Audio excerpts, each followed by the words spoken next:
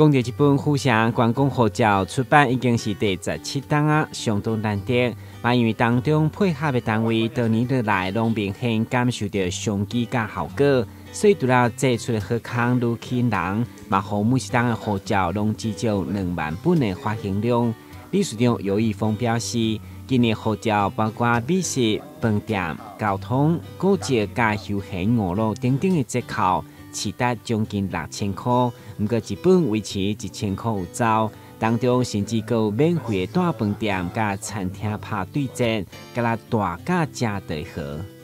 第17集的观光护照有几个重点，第一个在交通方面的话，有统联、公车还有双层巴士都是5折的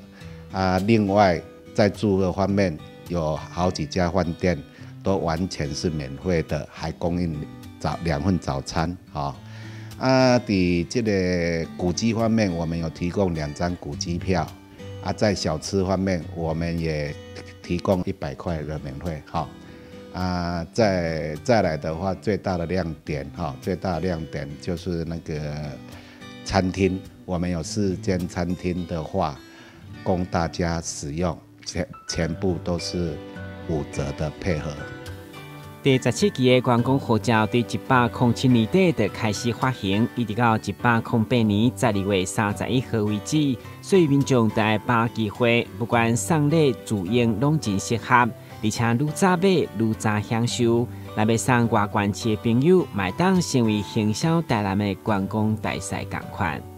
你们如果要买观光护照的话，可以到统联客运、全家超商，还有易游网、易辉网跟雄狮旅行社，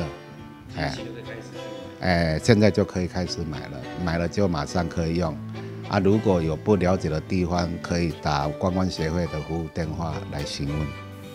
根据了解，过去各县市拢杀观光护照，不过现在只出咱台南各有在发行，嘛，互理事长被称作观光护照之父，成功将台南的观光推展到全国打响知名度。台南新闻顾问及何乔邦采访报道。